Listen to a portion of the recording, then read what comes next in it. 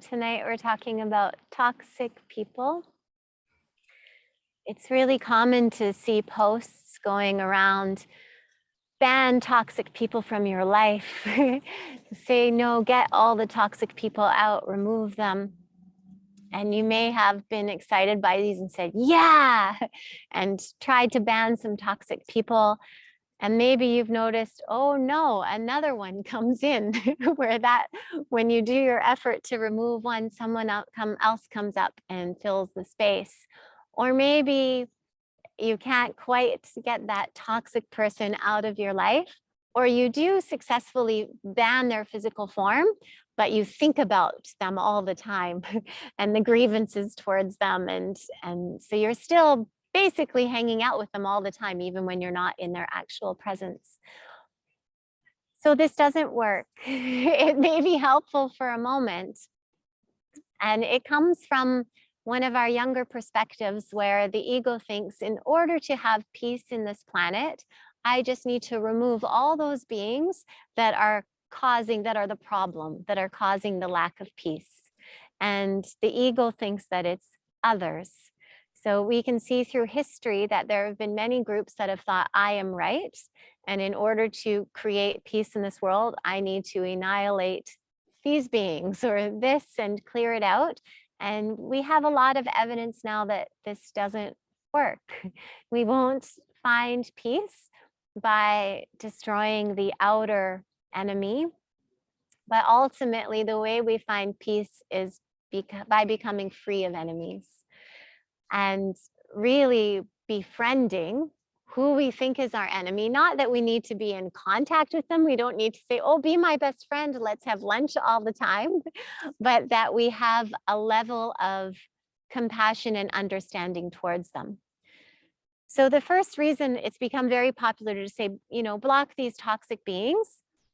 If someone says something unkind or inappropriate, it is important to have a boundary and to say no. It's fine to say that.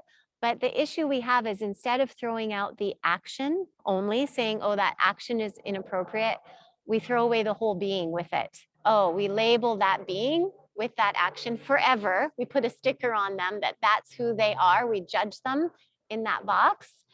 And we don't actually develop tolerance, compassion, and everything that we're here to learn. So we think the world would be better if these people would just change. And as we go deeper in our practice, we realize, oh, the world is better when I change. And the only one that I can actually change is me. This is the only place where we actually can do some work and go in. But it's very humbling. So the tools of yoga show us how to show up in these situations when we're near a toxic person, so we can be, I should always say it in quotes too, with them without becoming what they're putting out, so we can understand where they're coming from, so we can have compassion for why that being might be expressing that way, and so that we don't take what they're doing personally. So in reality, any action anyone takes towards you is not personal. We think it's personal. We behave as if it's personal because the ego is insecure. And as we dive deeper, we'll realize most of these beings that we consider toxic are deeply insecure. And it's that intolerance that we have towards their insecurity, we have that same intolerance towards our own insecurity. So right now there is a lot of work and people outraged for inclusivity, which I think is amazing. I want this planet to be inclusive, but it's very interesting if we look inside our own bodies to see where we're not inclusive. All the behaviors we have that we're like, nope, not that, not appropriate. All the things that maybe we have shame for, all the areas of our personality, our thoughts, everything that we think are unlovable or unworthy. And to learn how to hold space for all of that and offer compassion there. So one of the main thoughts that tends to pop up is that person should be different. They shouldn't be the way they are. And if we have that thought towards someone else, we also have that thought towards ourselves, whether we know it or not. On a subtle level, there will be times in our life where we're thinking, I should be different. I should not be like that. That action I just did was wrong. And instead of just correcting our action in the moment, oh, okay, next time I don't want to do that action, we also put that label on ourselves. Wrong, bad, unworthy, not good enough, whatever it may be. So it's a mirror. It's a harsh mirror. Dharma says, love everyone. Sometimes you have to keep the distance. And I recommend, especially some of these characters, they're all teachers. Everything we experience in life is for the purification of the mind. So they're teaching us, but sometimes we just dip in for a bit. Okay, and then we need to have our own space to do some work, to work on our practice, to develop greater understanding, and then we can go back, dip in a little bit. Oh, maybe we did better. And now it's time to go again and reflect. So you don't always have to stay in close contact, but not something to run away from. So ultimately, to be free means we're comfortable everywhere in the presence of everything. And the first thing to really reflect on when we look at this is the cause of all suffering according to yoga. You hear me say it a million times, Laura. Avidya, ignorance, spiritual ignorance, this ignorance that not that we're not smart enough, we're very smart, we know how to do lots of things, we do, but ignorant of our state of being, ignorant of who we really are. Right? And then also understanding, according to our little beliefs, the ego's beliefs, we see things through our physical senses only. When we see things through our physical senses, we determine, oh, this is how things are working, and absolutely nothing is the way we see it. So what we can see here is just like not even the tip of the iceberg. It's just like one little piece of it. We're not seeing really how things work, what's behind the scenes. And yoga teaches us that there is one consciousness, this one pure, infinite, eternal consciousness, and that it is the source of everything. So in order to have experience when it's in its eternal state, if I'm perfectly at peace and infinite and everywhere and all knowing, there's nothing for me to see. There's nothing for me to sing to. There's nothing for me to witness. I'm everywhere. If you're everywhere, there's no other to see, right? So it's said that the divine would get bored if it always stayed in this state, and it wants to create. So it vibrates out and creates all these different forms. Every single form is a house of the divine spark. So everything that exists has this divine spark in it. And all the humans have the divine spark in them. And if we go a little bit deeper, every human is like a plant or a flower. It grows according to its conditions, how it's been nourished. So younger souls, according to the age of your soul, your perception will be quite low. You'll be more focused on survival and fear. And then as you have more nurturing, you've been here more times, you grow in compassion, then you start to see through a different lens. I'm going to talk a little bit about the chakras now.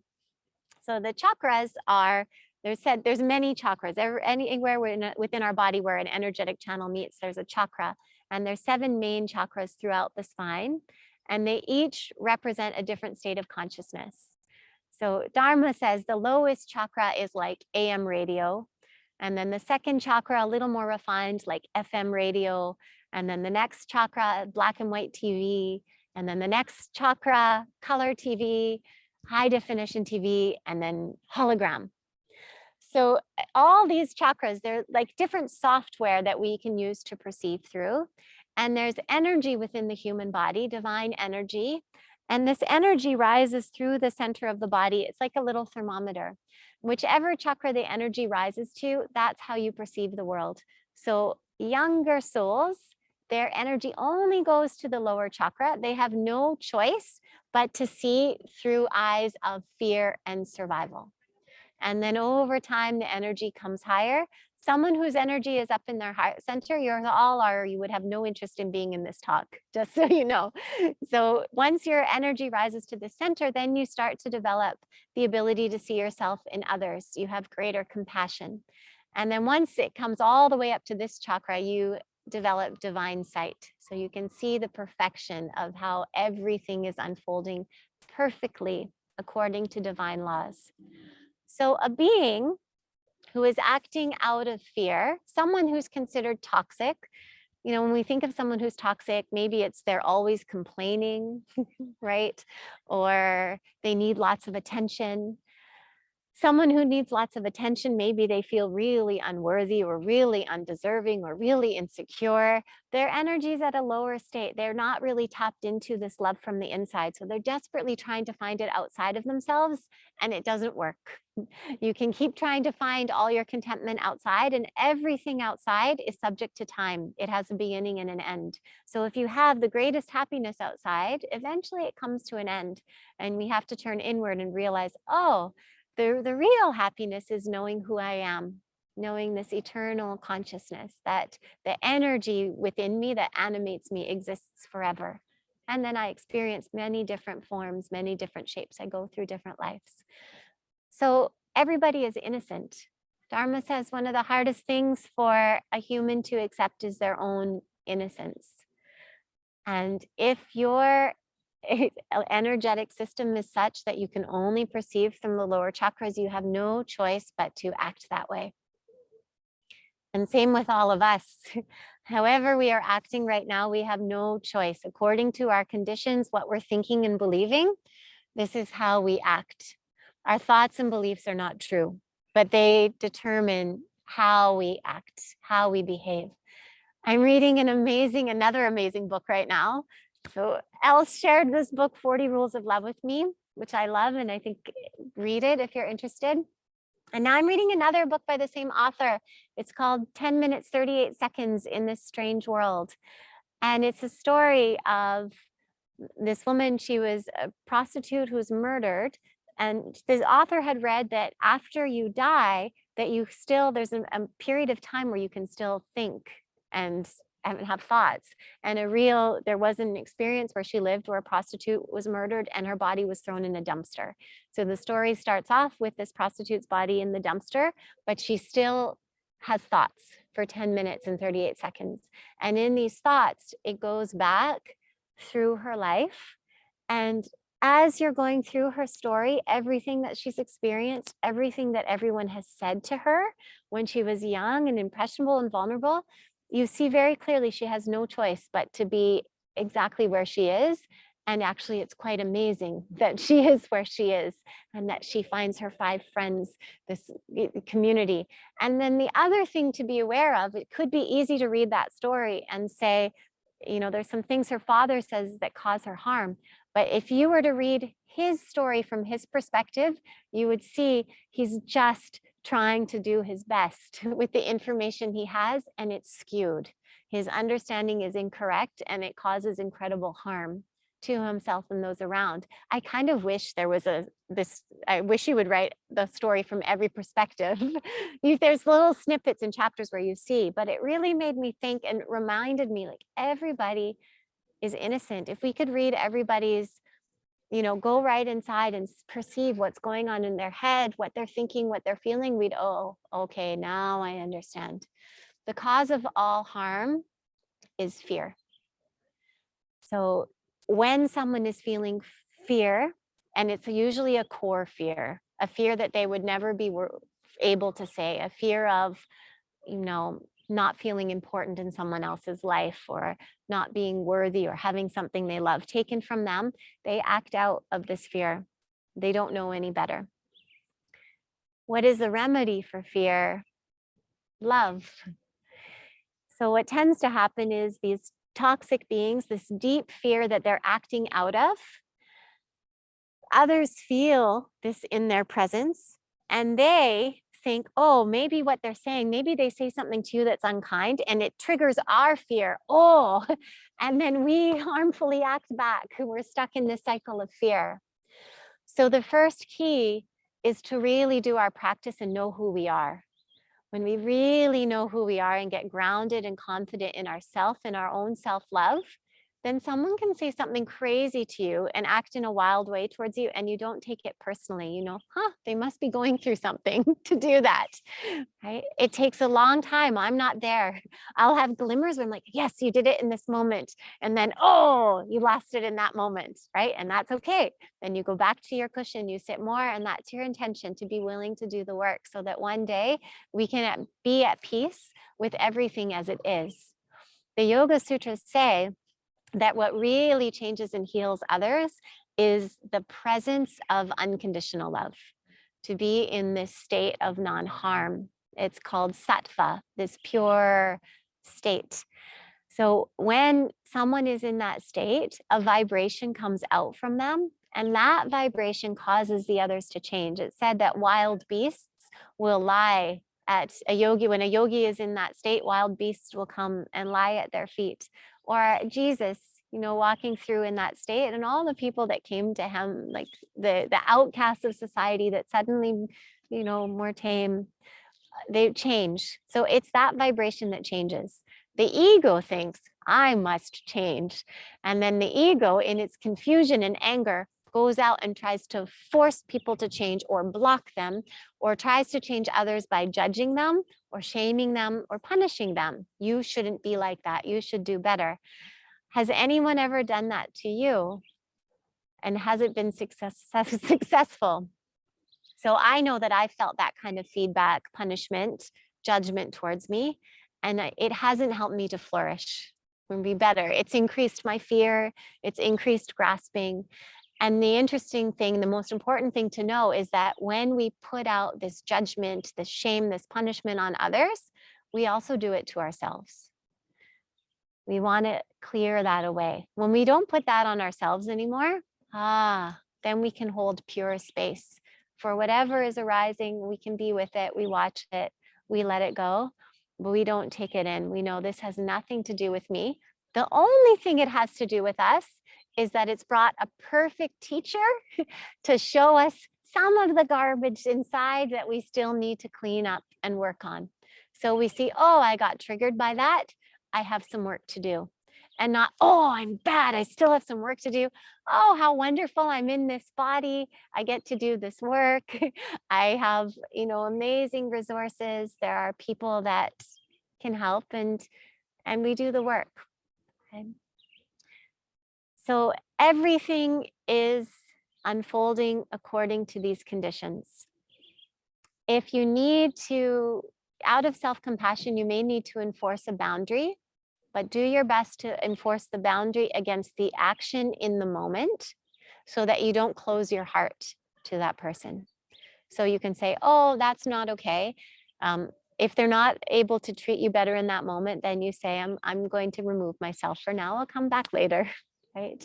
You can take yourself out of a situation. You might need different words, but doing our best not to throw them out. So instead of thinking of them, sometimes it's hard because sometimes the characters, they're older than us often, right? And we're like, you should be an adult. You should know better. And when I had that thought, I think of when I was in Ghana, I was teaching grade 6, and I loved the kids I was teaching so much. They were amazing. They wanted to learn. They were, such a joy to be around. And their parents were huge challenges for me. I really, really struggled with their parents and how they treated them and the communication. And I realized one night when I was doing my reflection, they're kids too. These kids that I love so much, they are probably going to be like this as well. And they have no choice, very little choice. This is the conditions. This is what they're growing up in. And I realized I have to see these adults as children. They're really children in just a grayer body. We're all kids, right? So some of the adults, there's Dharma, who's an older 83-year-old man with gray hair, but he's an older soul. So then there is some wisdom coming out of there. And then some of the older bodies are really young souls. Maybe this is their first or second time around. So they still have more of these insecurities that they're working through and dealing with. Remembering this. Right, what else have I put here? Don't confuse the being with the action. Always remember that every body is a house for the divine spark. So even if someone is yelling at you, Imagine that you can see behind the yelling to the divine spark within there. You can even imagine, like all this is made of atoms, light and vibration. So you can just imagine light and vibration lips yelling at you. Then it's kind of funny, right? And not to take it too seriously. Oh, I think that there's meat yelling at me, but I know it's just light and vibration and consciousness, right? I know this isn't really real. And then doing some work. So we observe their behavior more like weather, just weather or a season, as opposed to a solid constant. One of the niyamas is non-objectification. And I also think of this when we objectify something, we think of it as an object. When we reflect in our meditation, anything you can see or perceive is not you. So sometimes we think, I think I'm this body, but then I have the awareness, I can see this body. I can look at it. This is an object. I'm the subject. I'm whatever there is in here that can see this. Same with my thoughts. I can see that there's thoughts. I can watch. Sometimes they go through and then I can watch. Oh, I believed that and hooked into that one. Get out of there. Sometimes I can watch them go by and laugh. Sometimes I take them so seriously, but I can see that. That is an object. The thought is an object. I'm a subject. When we identify, same with the actions, the emotions, they're all things we can perceive. So when you're perceiving yourself as something you can see, an object, you're objectifying yourself.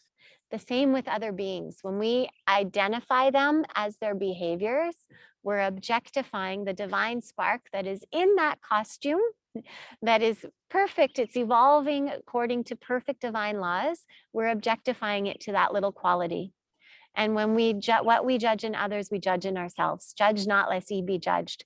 So if we think what they're doing is unlovable, terrible, wrong, be careful. Most likely, on some level, there's an aspect of it that we're doing as well that we just don't want to see. Even the most horrible.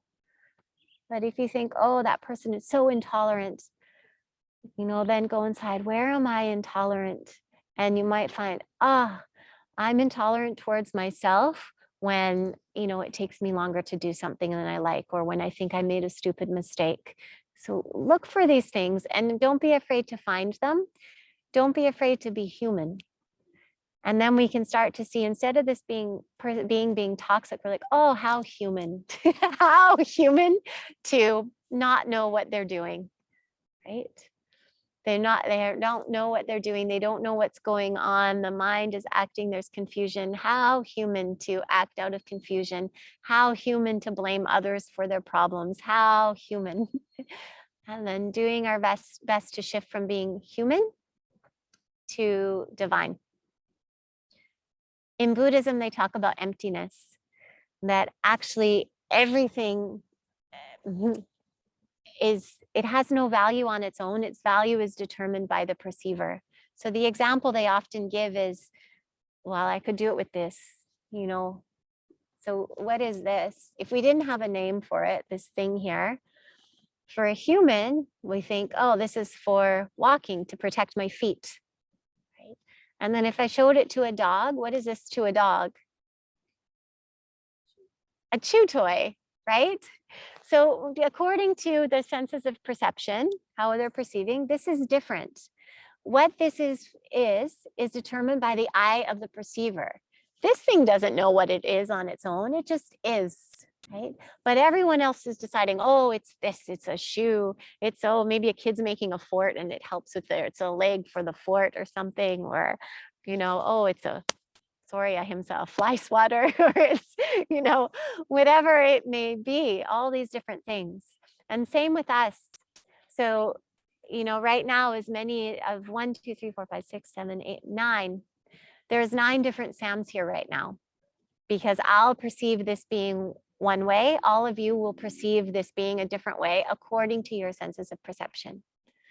Everything is like that. So what is determined? Everything is empty. It's the perceiver that's putting the value on it. And if we can do our best when we perceive someone as toxic, to just think, oh, how human, to shift that instead. And then if you need to keep the distance, love them, but keep the distance perfect.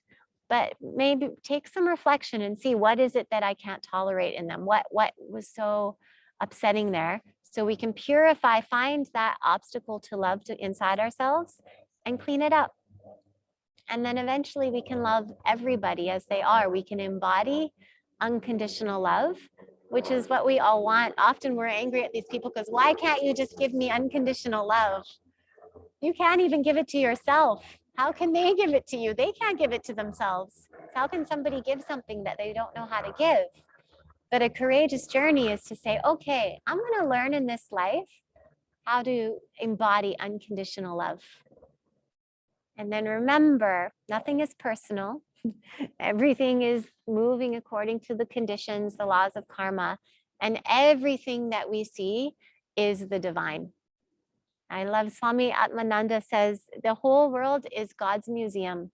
And if you walk all day saying, I am in God's museum, it's so much fun. I shared yesterday in class, I was walking and I saw some poop on the sidewalk. And then I laughed. I'm like, oh, look what God's exhibiting today in this part of the museum, right? Some poop there. Everything is the divine. You see different if you look that way too. You see the beautiful detail of everything. You become really present with what's here instead of living in the hallucination of the mind and going through this with everything kind of blurry. That person shouldn't, they said that to me and they shouldn't have done that. And you're missing all the detail of this museum that we're so lucky to be able to experience, that we have these senses to be able to perceive, experience through. Right. So the last tool I wanted to share is to bless the toxic humans. Metta, practicing loving kindness meditation. So I think we'll do this practice for ourselves now. You practice it first for yourself, offer this for yourself, offer it for your loved ones, and then offer it to someone you really struggle with. And just by doing that, you don't have to bless them in their presence. You don't ever have to say, I forgive you for this, because that's also shaming them. They might be like, what? I didn't need forgiveness. And they can get upset. Only we have to know if we've forgiven them or not, right? And let that go. How do you know if you've forgiven them or not? You'll stop thinking about it all the time if you've forgiven it. If it keeps playing, oh goodness, okay, there's still some work to do, no problem. But when we do this loving kindness meditation towards them, it starts to change the vibration going towards them, and the dynamic starts to change. So you might find the next time you're in their presence, it's different. Usually when we go into their presence, we're already decided, oh, they're going to do this, they're going to be like this. We're already vibrating, ready for them to do that. So we're inviting it a little more too, instead of coming into that space.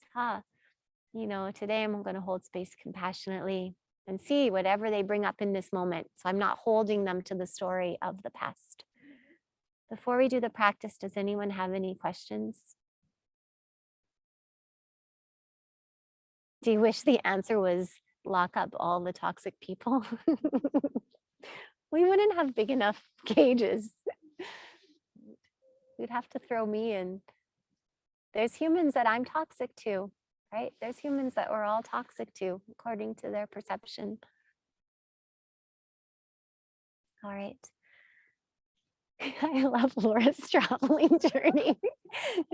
She's moving from sunspot to sunspot in the park. It's cold. All right, so let's sit nice and tall. And you may wish to bring your hands onto your heart space. Allow the palms of the hands to be really soft. And really sensitive, so you can feel the pulse in the palms, tingling, heartbeat.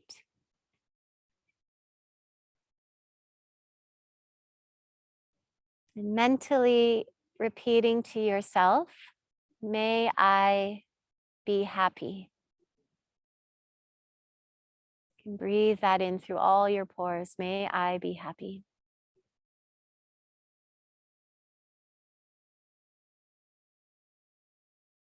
May I be peaceful.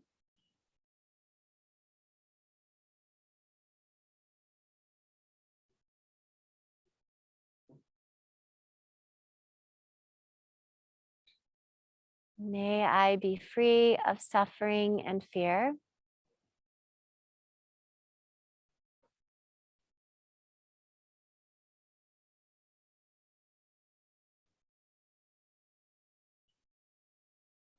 May I be healed.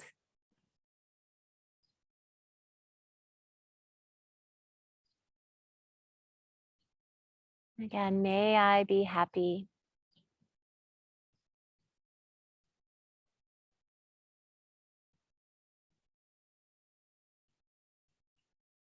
May I be peaceful.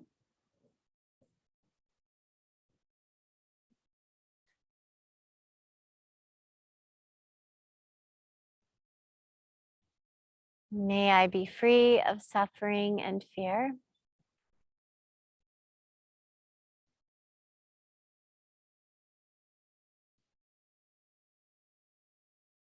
May I be healed.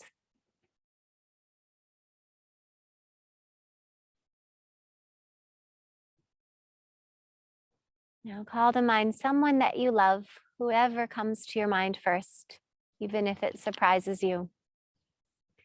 And sending this towards them, fill in their name instead. May they be happy.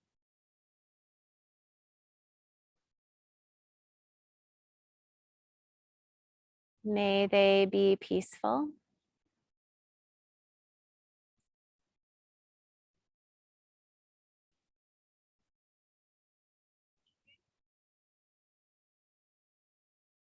May they be free of suffering and fear.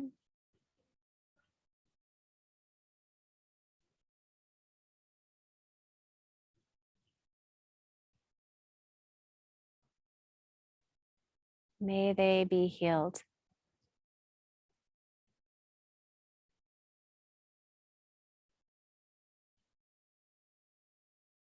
May they be happy.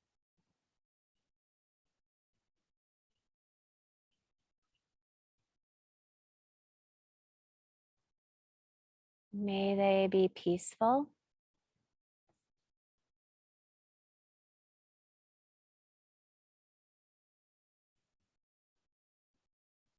May they be free of suffering and fear.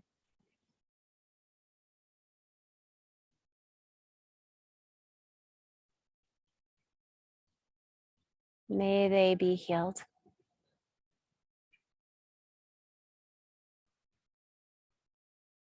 And now think of someone that you struggle with, that you might consider toxic.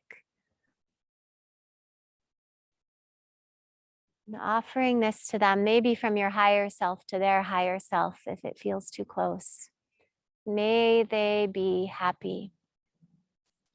Dharma says, bless them. You want them to be happy, then they'll leave you alone if they're not miserable. May they be happy. May they be peaceful.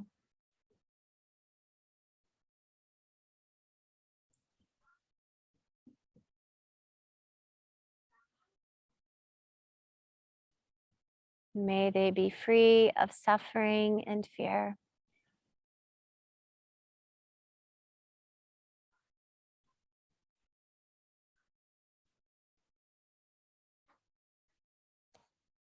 May they be healed.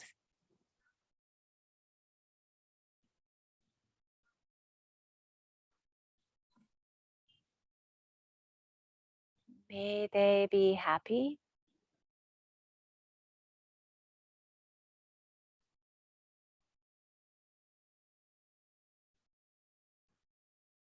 May they be peaceful.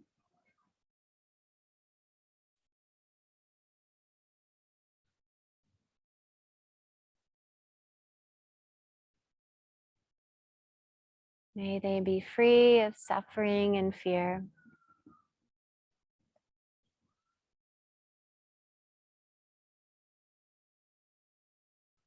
May they be healed.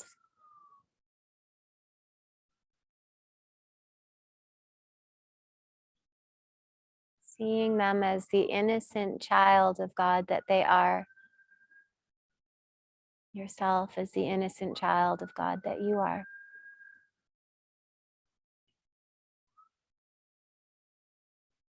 And then finally, for all living beings, may all living beings be happy.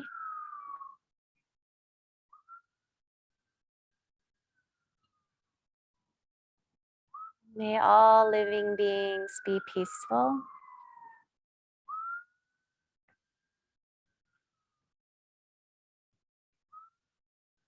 May all living beings be free of suffering, free of fear.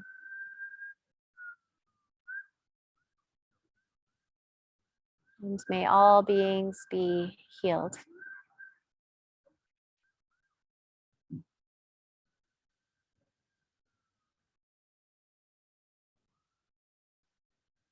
May all beings be happy.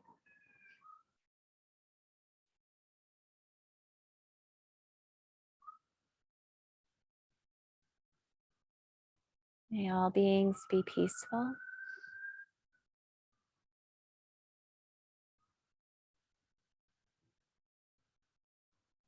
May all beings be free of suffering and fear.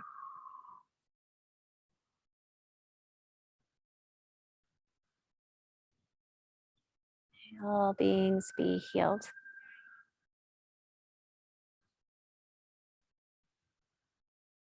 There is only one animating all forms, the self.